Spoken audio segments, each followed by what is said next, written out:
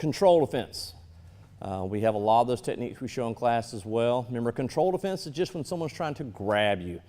They could grab your wrist, they could grab your throat, they could grab your around your body, around your neck. It's just whatever they're doing to grab you, to hold you.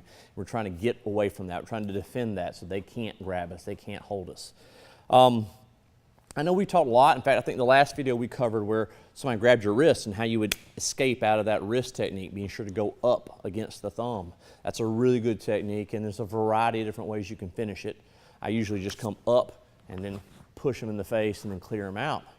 This one, instead of getting grabbed by the wrist, I want to look at someone grabbing us by the throat. All right, so someone is coming forward, they're grabbing us with two hands.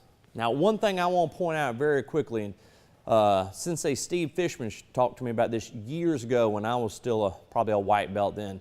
No one who knows what they're doing is going to grab you like this, like a Frankenstein kind of, arms straight out grab you. That's someone who's not really trying, because you can just step back and twist your neck and pop right out of that in most cases.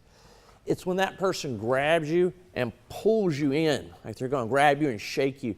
That's someone who's really trying to hurt you, and that's when you have to really react quickly.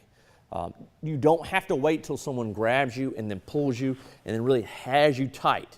You react as soon as you see them coming, even if you react before they get their hands on you. But we'll cover that type of stuff in class. I just wanted to point that out. Let's look at the technique itself. So I'm standing here, somebody charges in and grabs me. And again, I'm practicing the way most of you would probably have to practice at home by yourselves.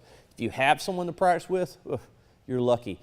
Be sure to use that person. Even if it's a brother or sister you don't always get along with, get them to help you. Y'all need to practice together. It'll make you 10 times better than every other person in class. And you know what? If you have neighbors that attend classes here, or even neighbors that it's okay with you to work with them, all right? Invite them to class, why don't you? That'd be a great thing to have your neighbor training alongside you. It gives you somebody to work with.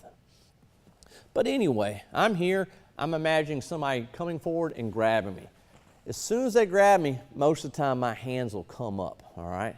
What I want to work on doing is I'm going to step back with one side. I'm going to use my left side, step back, and I'm going to twist. Now, as I twist, I'm going to slide my hand up, and I'm going to go right in between their two hands. And I'm going to hit the wrist of this one right here on this side of my neck. I'm going to pop. I'm going to hit with one hand.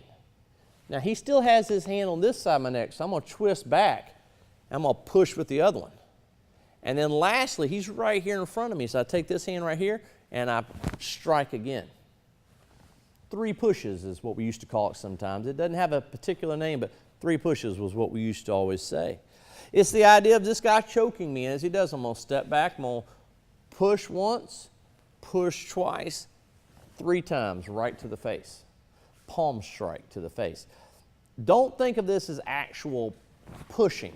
You're not pushing that far. It's a pop. You should hit, boom, right there. Boom, and right to the face. It's a very quick motion. So imagine somebody's got me around the neck. He's holding on to me. As soon as he does, right in. Just 1, 2, 3. Short pops here just to get his arms off my neck real quick. And then I follow up with a good solid strike. And again, as always, what are we going to do? If I'm done, if I'm not going to kick him, I'm not going to hit him, I'm not going to do anything else, I shove him away with both hands, and I clear back and get out of the way. All right? So a 3 pushes technique. Try that out in class. We'll come in and even when we're doing self-defense, request that we work on it. If that's your favorite one, I'd love to teach it again in class so you can kind of work with it with people. But it's just someone grabbing you by the neck, stepping back and twisting. It's very important you twist. Twist this way and strike, that way and strike, and finish up, boom, with the hand that's closest to the person.